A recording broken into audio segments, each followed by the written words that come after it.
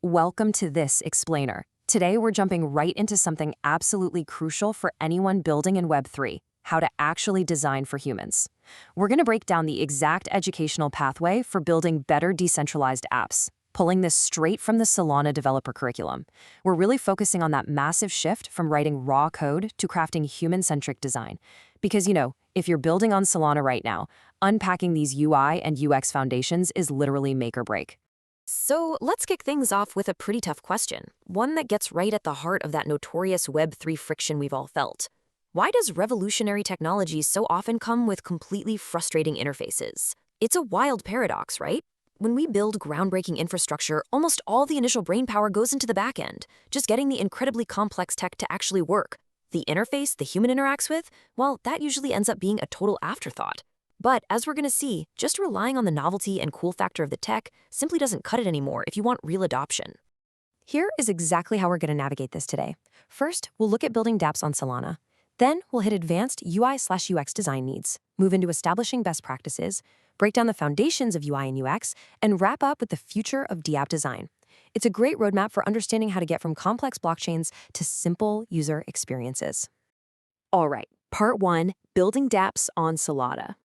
This perfectly lays out our learning pathway for today. We're peeling back the layers, going from the massive, broad Solana ecosystem right down to the granular design principles. And you'll notice how each step just naturally feeds into the next. You can't just slap a Solana dApp together in a vacuum anymore. You have to navigate through advanced design and best practices before you even lay those core foundations. It really shows how much the developer mindset is maturing in this space. Now, here is the stark reality. There is a massive, gaping hole between what everyday users expect and what early blockchain apps are actually delivering. I mean, we are all so incredibly spoiled by seamless Web2 experiences, right? We expect intuitive menus, instant feedback, the whole one-click checkout vibe. But the second a user crosses over into decentralized apps, bam, they hit clunky, confusing Web3 interactions. It's totally charring. And honestly, it's the #1 reason a curious user will bounce off a dApp and literally never return.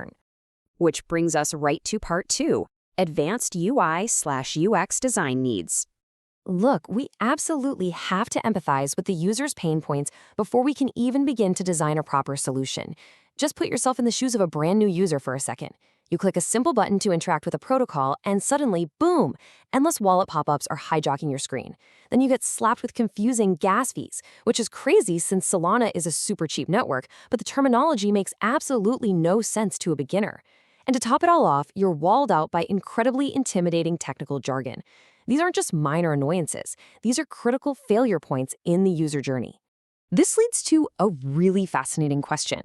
If Solana is so incredibly fast, why do so many dApps feel so incredibly slow to use? Think about it. The Solana network easily processes thousands of transactions a second. Finality is basically instant. The engine is a literal Ferrari. But if you slap a square steering wheel and a mud-covered windshield on that Ferrari, the driver's going to feel like they're crawling. That heavy cognitive load placed on the user makes the app feel sluggish, no matter how lightning fast the actual underlying network is. Okay, let's move into part 3, establishing best practices. So how do we actually fix this? By turning those high-level user needs into hard and fast best practices that retain users over the long haul. First up, we have to prioritize user-centric design. That means the user's mental model dictates the interface, not the chaotic, raw structure of your smart contract. Second, we have got to abstract the technical complexity. A user doesn't need to understand cryptographic hashing to send $5, just like you don't need to understand SMTP protocols to send a quick email. And finally, bridge that Web 2 to Web 3 gap. Use familiar, everyday design patterns to gently introduce these wild new financial concepts. This really gets to the absolute core message of our source material today. Mastering these foundations is essential for building advanced dApps. It's that simple. You literally cannot skip the basics if you want to build the future of this industry. You could write the most elegant, mind-blowingly optimized Rust code on the back end, but if your front-end interface is a confusing nightmare, your incredibly advanced dApp is going to have a grand total of 0 active users. Moving right along to part 4, foundations of UI and UX. Just to make sure we're completely on the same page here, let's lock in a clear definition for the rest of this explainer. UI/UX in Web3 is the strategic design of visual touchpoints and holistic user journeys to make complex blockchain interactions feel effortless. I really want you to focus on that last word, effortless. The goal of UX isn't just making a button look pretty. It's a strategic weapon used to completely absorb the blockchain's complexity so your user doesn't have to deal with it. And you can see the real-world impact of that strategy right here. It's the stark difference between building a foundation for humans versus building one strictly for machines. Good UX gives you human-readable transaction summaries.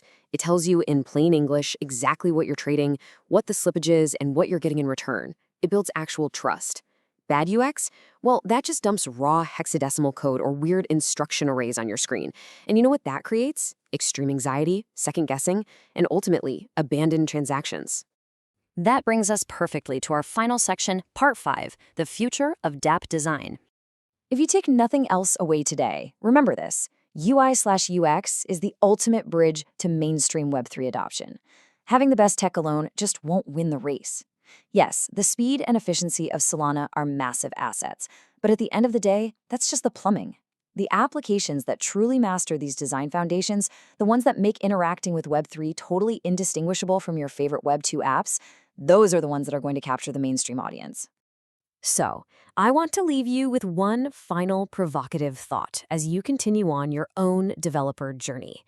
Will your Solana dApp be built for machines or designed for humans? If you fully internalize the curriculum pathway we just unpacked today, I think the answer is pretty clear. Thank you so much for diving into this explainer with me, and remember, always build for the user.